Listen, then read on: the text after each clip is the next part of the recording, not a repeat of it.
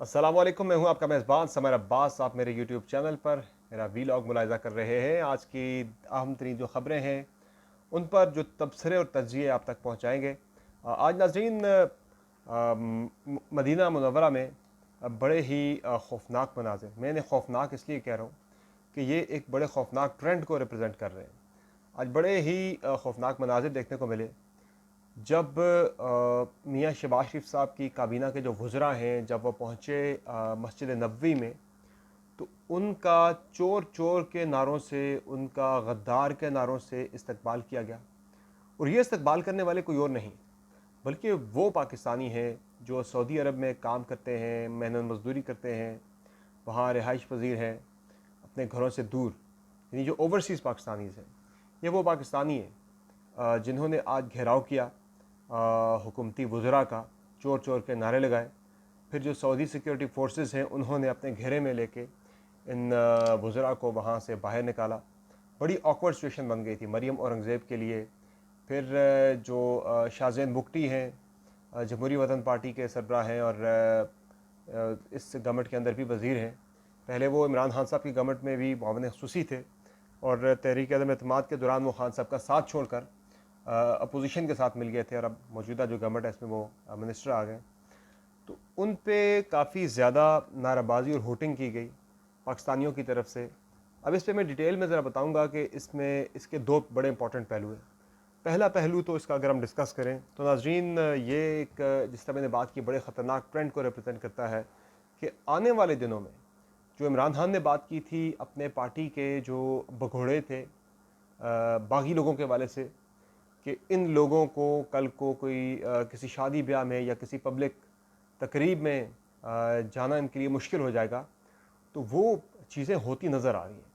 वो तो कहा तो अपने बागियों के लिए था, लेकिन बाकी लोग भी इसके लपेट में आ रहे हैं। यानी जो इत्तेहादी थे, इत्तेहादी अपनी जगह पे आज़ाद हैं, वो जिसके साथ मर्जी जाए, वो किसी डिसिप्लिन के पाबंद नहीं है खान साहब के। लेकिन चूंकि उन्होंने इमरान खान को छोड़ा, इसलिए अब वो भी उसी बराबर रेंज का सामना कर रहे हैं, उसी बराबर जो है वो लोगों के गम और गुस्से का सामना उन्हें करना पड़ रहा है कि जितना पाकिस्तान तहरीक इंसाफ के अपने जो अरकान थे जो बागी हुए, उन्हें उसका सामना करना पड़ रहा है।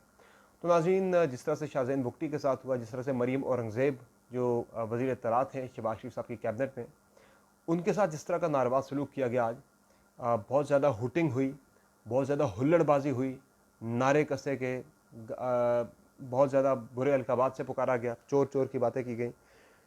ये नाज़रीन, जिस तरह मैंने बात की कि ये था तो बागी अरकान के लिए, लेकिन अपोजिशन वाले भी आ रहे हैं। ये नहीं कि ये चीज़ रिप्रेजेंट कर रही है इस बात को कि जो पाकिस्तान तहरीक इंसाफ का सपोर्टर है, वो इमरान खान को जिस तहरीक अदम एतमाद के नतीजे में निकाला गया और खान साहब जिसे साजिश कहते हैं, उसमें खान साहब के अगेंस्ट दूसरी साइड पे जो भी खड़ा है, वो अपोजिशन से है, वो पीटीआई का अपना कोई बागी रुकन है, या पाकिस्तान तहरीक इंसाफ का कोई इत्तेहादी है, वो इलेक्शन कमीशन है, वो सुप्रीम कोर्ट है, या वो मुल्क की फ़ौज है, जो भी इमरान खान की दूसरी साइड पे खड़ा है, वो बगावत भी कर रहा है मुल्क के साथ, वो गद्दार भी है, वो चोर भी है, वो यानी सब जो बुराइयां हैं वो उसके साथ अटैच कर दी जाती हैं। ये मुझे लग ये रहा है कि आने वाले चंद महीनों में, हफ्तों में, ये जो ट्रेंड है, ये जो रवैया है, इसमें ज़्यादा शिद्दत आएगी। जिस तरह से आपने इस्लामाबाद के अंदर देखा भी था कि मैरियट होटल में किस तरह से नूर आलम खान को घेर लिया लोगों ने और डॉक्टर साहब ने जुमले कसे उनके ऊपर, फिर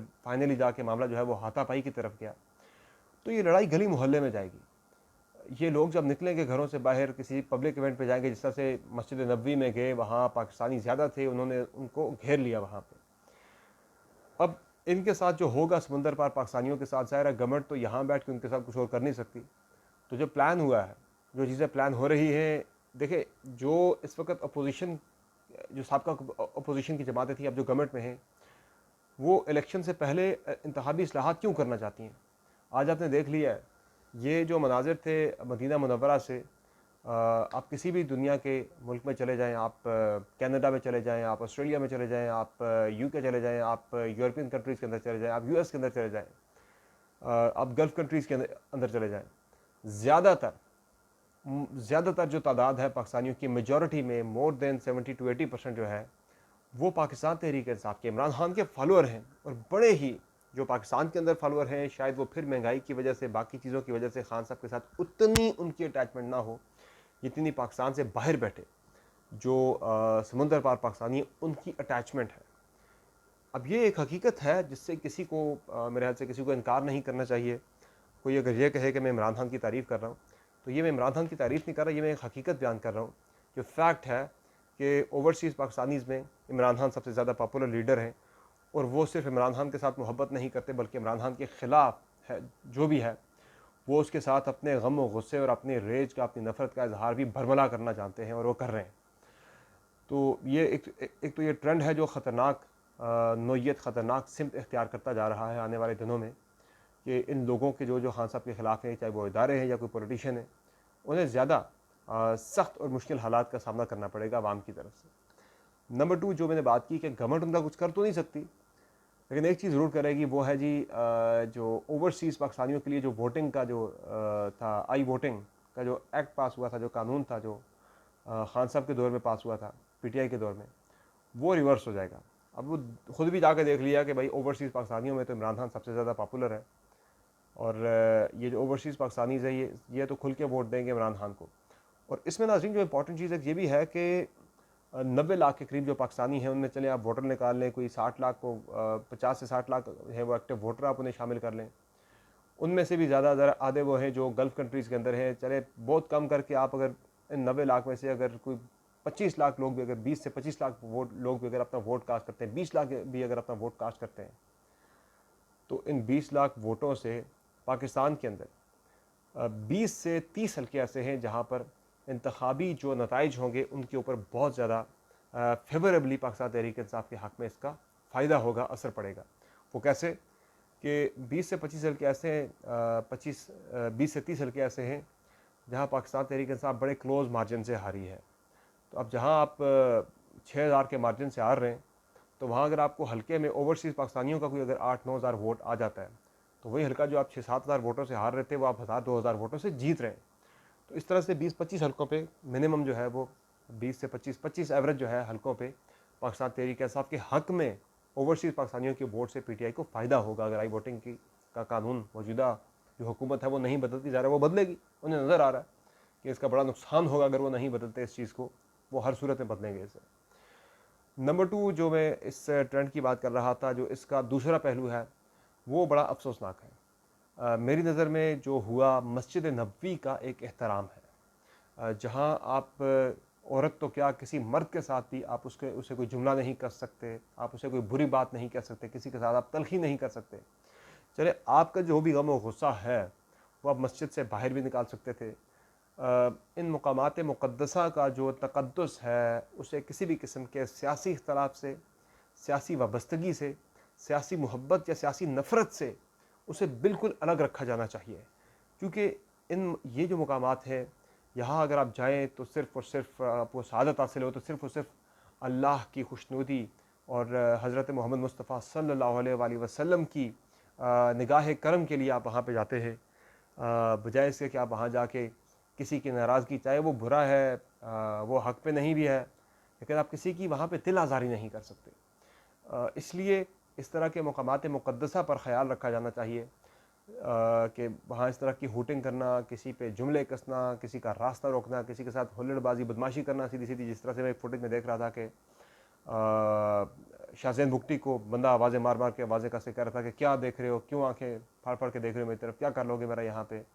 इस तरह की बातें, इस तरह की हरकत, नंबर 1 इससे एक तो लड़ाई हमारी यहाँ पे पाकिस्तान के अंदर है, जो भी लड़नी है पाकिस्तान के अंदर लड़िए। बाहर जाके दूसरे ममालिक के अंदर जब कोई जाए तो इस तरह से चले, अगर आप उनको रेस्पेक्ट नहीं दे सकते, आपके अपना सेंटिमेंट, आपकी अपनी फीलिंग्स हैं उनके लिए, रेस्पेक्ट नहीं दे सकते, तो आप इस तरह से तज़हीक भी मत कीजिए। क्योंकि इस वक्त वो पाकिस्तान के वज़ीर इत्तलात हैं, पाकिस्तान के वज़रा हैं, शहबाज शरीफ पाकिस्तान के वज़ीर आज़म हैं। लफ्ज़ पाकिस्तान लगता है कि पाकिस्तान का वज़ीर आज़म आया था, ये नहीं कोई कहेगा कि नून लीग का वज़ीर आज़म आया था या पाकिस्तान तहरीक इंसाफ का वज़ीर आज़म आया था। तो इसलिए मेरे ख्याल से अपनी नाराज़गियों को पाकिस्तान की बाउंड्रीज़ के अंदर ही रखिए। अपने गुस्से को जब बाहर जाए तो अपने हिसाब में किसी लिमिट में रहते हुए ज़रूर एक्ट कीजिए, लेकिन वो हरकत मत कीजिए कि जिससे मुल्क की बदनामी हो। आपकी जो गम व गुस्सा है, जो नफ़रत है नून लीग के साथ, मैं उससे बिल्कुल नहीं कह रहा कि वो कि आपको गलत काम कर रहे हैं। आपका अपनी जगह पे पॉलिटिकल आपकी एफिलिएशन है खान के साथ, तो वो उधर आपकी जो है कोई अगर गुस्सा होना या नाराज़गी होना या नापसंदीदगी होना वो जस्टिफाइड है। उससे बिल्कुल मैं नहीं कहता कि आप उससे बिल्कुल जो है वो नफ़रत को मोहब्बत में बदल लीजिए, लेकिन मुकामात का ख्याल ज़रूर रखिए कि आप किस जगह पे खड़े होकर क्या बात कर रहे हैं, क्या एक्ट आप कर रहे हैं, क्या फेल कर रहे हैं। इन चीज़ों का ख्याल ज़रूर रखा जाना चाहिए। दूसरी तरफ जो आज एक इम्पॉर्टेंट मामला हुआ वो हुआ जी फ़राह खान। मामला शुरू हो गया जी, जिसे कहते हैं पॉलिटिकल विक्टिमाइजेशन। पाकिस्तान तहरीक इंसाफ कहेगी, पिछले दौर में नून लीग कहती थी। तो फ़राह खान साहिबा के ख़िलाफ़ शुरू हो गया जी मामला। नैब ने तहकीकात शुरू कर दी हैं। जो सलीम शहजाद है डीजी नैब लाहौर, उन्होंने इसकी तहकीकात शुरू कर दी है और तकरीबन 74 करोड़ रुपए जो हैं वो फ़राह खान के 84 करोड़ रुपए जो हैं फ़राह खान के अकाउंट में पिछले चंद सालों में आए और फ़ौरन से निकल गए। ट्रांजैक्शन जो हुई हैं जिनकी कोई मुताबिकत नहीं मिलती, उनके जो पहले जो उनके अकाउंट्स थे या फिर जो टैक्सेस उनकी तरफ से फ़ाइल किए गए उसके साथ मुताबिकत नहीं रखते। मनी लॉन्ड्रिंग का भी उन पर शुबा आ रहा है। कुछ साथ उनके यूएस के विजिट्स हैं, कुछ उनके दुबई के विजिट्स हैं 4-5। इसलिए उन पर यह शुबा हो रहा है कि शायद कोई मनी लॉन्ड्रिंग का मामला भी था जो उन्होंने मुबैना तौर पर किया है। आमदन से ज़ायद असासाजात का केस तो बन गया है। और इस पर सबसे अहम चीज़ आज की ये हुई कि फ़राह खान ने ये ट्वीट किया कुछ देर पहले आज शाम में कि वो इन केसेस का सामना करें, कि वो भाग नहीं रही। अब बयान तो आ गया, पता नहीं वो करती है नहीं करती। शायद खान साहब ने ये कहा हो कि भाई मेरा पॉलिटिकल कैपिटल जो है वो ख़राब हो रहा है, गवर्नमेंट मेरी थी, तो आप जाएँ और जाके केसेस का सामना करें। उन्होंने ट्वीट तो कर दिया कि मैं सामना करूँगी इन केसेस का, ख़ुद इन पर्सन भी पेश होंगी और अपने वकला के थ्रू मुझे अगर रिप्रेजेंटेशन करनी पड़ती है वो भी करूँगी। हम भागेंगे नहीं बल्कि इस केस का सामना करेंगे, जवाब देंगे जाके सारा। जो कि बहुत ही खुश आइन चीज़ है कि वो उनके बारे में था कि पैसे लूट के यहाँ से रफू चक्कर हो गई, भाग गई हैं।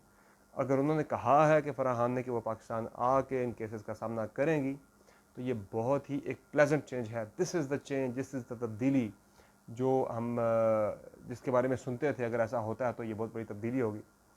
और फाइनली जो इस वक्त अमूर हुकूमत हैं मईशत के हवाले से, मिफ्ता इस्माइल साहब के हवाले से काफ़ी ज़्यादा चीज़ें चल रही हैं। जो शरह सूद है, बाकी जो हमारा डेफिसिट है वो बहुत ज़्यादा है। पॉलिटिकल स्टेबिलिटी नहीं आ पा रही। डॉलर जो है फ्लक्चुएट करता है, कभी ऊपर जा रहा है रुपए के मुकाबले में, फिर जो है उसमें 45 पैसे इजाफा हो गया। और जो हमारे इसके साथ साथ जो दीगर इश्यूज़ हैं वो भी हमारे बढ़ते जा रहे हैं। जिस तरह 700 पॉइंट्स के करीब जो है हमारी स्टॉक मार्केट नीचे आ गई है। तो ये अनसर्टेनिटी जो है ये काफ़ी ज़्यादा पाकिस्तान को नुकसान पहुँचा रही है। खान साहब ने फैसला कर रखा है, तहिया कर रखा है कि ईद के बाद वो ज़बरदस्त तहरीक चलाने जा रहे हैं इस गवर्नमेंट के ख़िलाफ़। और ये तहरीक अगर चलती है तो ये काफ़ी कुछ चीज़ों को अपनी लपेट में ले लेगी और शायद इदारों का जो दीगर स्टेक होल्डर्स हैं उनका इस सूरत हाल को संभालना मुश्किल हो सकता है। बाकी इलेक्शन कमीशन ने इमरान खान साहब की जो तकारीर थी उनका मंगवा लिया है जी। जो उन्होंने की KP में की जलसे के दौरान, उनकी रिकॉर्डिंग मंगवा ली है और उनके खिलाफ वो कोई डेफेमेशन का केस वगैरह डालने जा रहे, जो कि खान साहब ने पेशावर के जलसे में काफ़ी ज़्यादा तनकीद का निशाना बताया था इलेक्शन कमीशन को। फिर हलीम आदिल शेख की, खुर्रम शाह ज़मान की और फिरदौस नकवी की तकारीर, जो एजाज चौधरी साहब हैं उनकी तकारीर का जो स्क्रिप्ट और ट्रांसक्रिप्ट है, जो वीडियोज़ हैं वो भी मंगवा ली गई हैं। इस पर इलेक्शन कमीशन शायद उनके खिलाफ कोई हद तक इज़्ज़त का, कोई डेफेमेशन का जो है वो केस दायर करने जा रहा है और ख़ुद भी कार्रवाई किसी किस्म की कर सकता है इलेक्शन कमीशन। बाकी पंजाब का जो मामला है फाइनली उस पर कंक्लूड करते हैं। पंजाब का मामला लटकता चला जा रहा है। मैंने कल भी बात की थी, आपको ख़बर दी थी कि किसी किस्म का कोई भी प्लान नहीं गवर्नर पंजाब उमर चीमा साहब का हमजा शहबाज साहब से हल्फ लेने का। और आज 12 बजे जो है वो डेडलाइन ख़त्म हो गई है जो लाहौर हाई कोर्ट की जानिब से दी गई थी गवर्नर को कि आप या ख़ुद हल्फ लें या कोई नुमाइंदा मुकर्रर करें, क्योंकि आर्टिकल 248 के तहत सदर को और गवर्नर को इस्तिस्ना हासिल होता है किसी भी किस्म की क्रिमिनल या सिविल केस का सामना करने के हवाले से, कि उन पर क्रिमिनल या सिविल केस जो है वो दायर नहीं किया जा सकता, उनके खिलाफ कार्रवाई नहीं हो सकती उसमें, उससे वो मुस्तस्ना होते हैं। तो इसलिए गवर्नर साहब ने परवाह नहीं की कल के हाई कोर्ट के ऑर्डर की, वरना कोई और होता तो उस पर कंटेम्प्ट ऑफ कोर्ट लग के वो शायद उसे कोई सज़ा भी हो जाती। लेकिन चूँकि गवर्नर को सज़ा नहीं हो सकती तो वो बड़े मज़े से बैठे हुए। तो गवर्नर साहब और प्रेसिडेंट साहब जो हैं वो बड़ा टफ टाइम दे रहे हैं इस गवर्नमेंट को, और लग ये रहा कि आने वाले दिनों में ये टफ टाइम देने का सिलसिला जारी रहेगा, बरकरार रहेगा। मुझे दीजिए इजाज़त। अल्लाह हाफ़िज़।